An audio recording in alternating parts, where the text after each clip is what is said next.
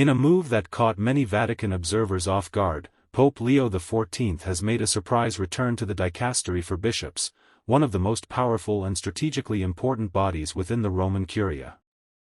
This unexpected re-engagement has set off waves of speculation throughout ecclesial circles, raising questions about the deeper meanings and strategic objectives behind the Pope's renewed involvement. Behind the formal announcement lies a tapestry of theological, geopolitical, and ecclesiological messages that point to the evolving vision of Pope Leo XIV. Here, we unpack 15 hidden messages embedded in this move, messages that could shape the global Catholic Church for decades to come. If you are coming across our video for the first time, please subscribe, like, comment and share for more interest videos. 1. A reassertion of papal authority over episcopal appointments. Pope Leo XIV's return signals a clear intention to personally supervise and refine the process of episcopal selection. This is a major shift from the decentralized approach that characterized parts of Pope Francis's later years. By stepping back into the dicastery, Leo XIV is re-establishing the tradition of strong papal oversight, reminiscent of Popes John Paul II and Benedict XVI, emphasizing the doctrinal purity and pastoral suitability of future bishops. Hidden message: episcopal appointments are not just local decisions, they are strategic and global, and the Pope wants final say. 2. Strengthening ties with Cardinal Robert Prevost. Cardinal Robert Prevost, the current prefect of the Dicastery for Bishops, is a key figure in Leo XIV's vision for church reform. By working closely with him again, the Pope is signaling not only trust but alignment in theological, pastoral, and political vision. Hidden message: Prevost is not just a bureaucrat. He is now Leo XIV's strategic ally in shaping the next generation of global bishops. 3. Responding to growing episcopal polarization. In recent years, the global episcopate has been increasingly polarized, between traditionalists and progressives, between global North and global South bishops. Pope Leo XIV's re-entry into the dicastery reflects his concern over this fragmentation. He wants to restore unity and cohesion by vetting bishops with a balanced theological vision. Hidden message: the Pope is now the bridge builder in chief among bishops, and he won't tolerate disunity masked as doctrinal fidelity. 4. Reinforcement of the Vatican's role in synodality. While synodality remains a central theme of modern Catholic life, Leo XIV's move shows he believes bishops are essential stewards of synodality, but only when properly formed.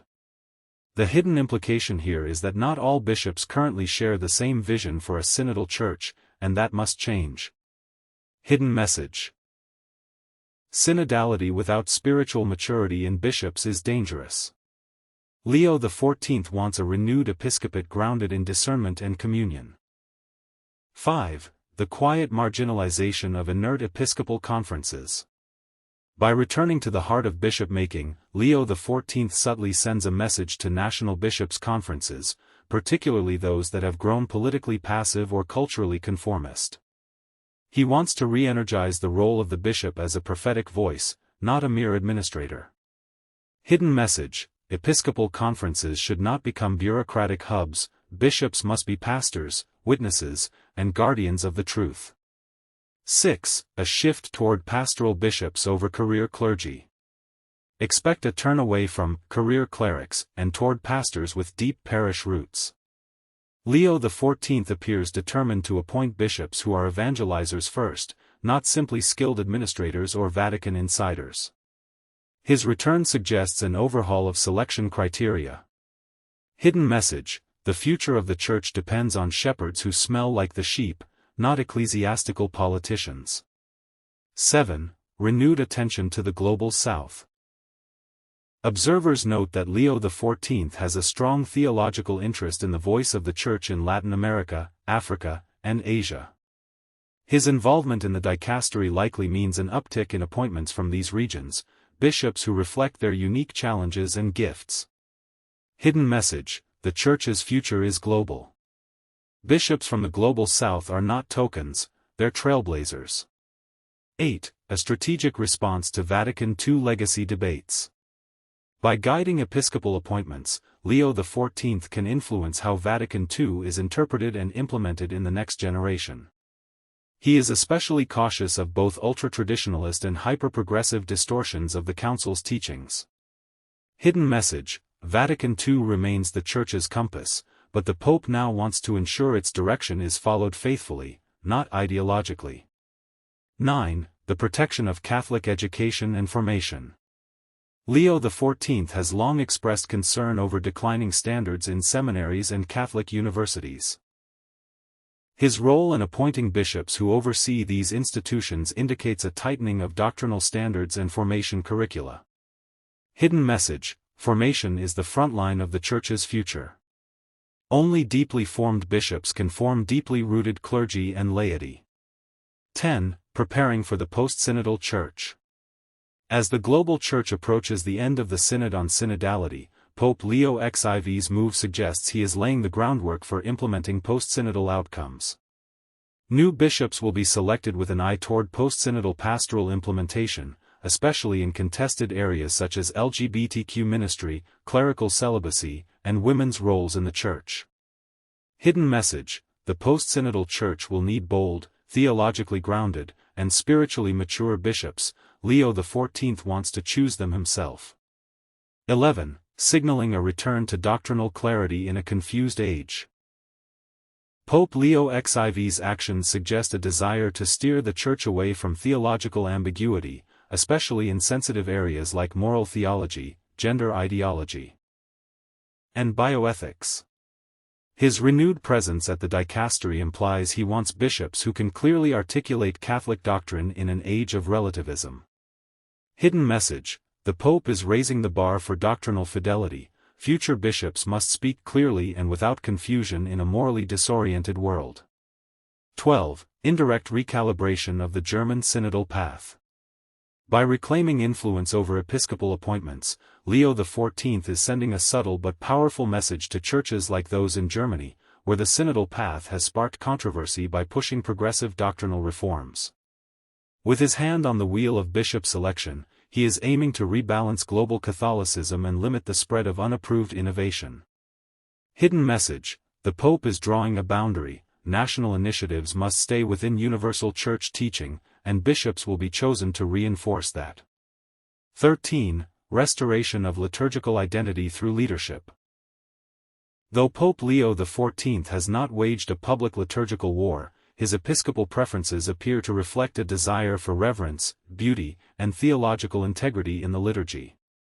Bishops who understand the liturgy as source and summit are more likely to be elevated under his renewed oversight. Hidden message: the way we worship shapes what we believe.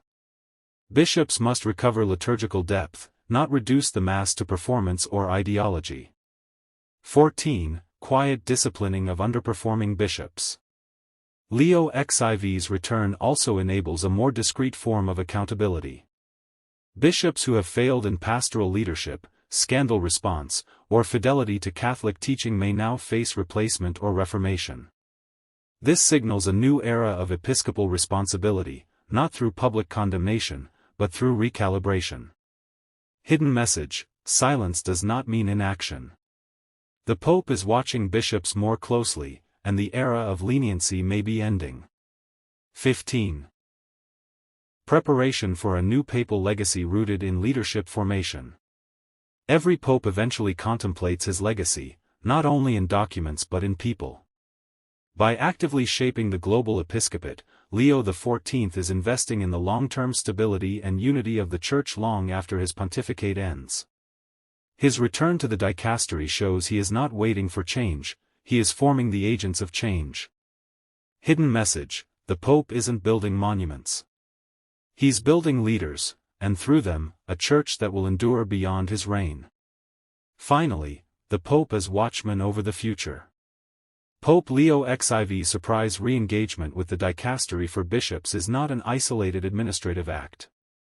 It is a theologically loaded, strategically timed, and globally relevant move that reveals much about where the Church is going under his papacy.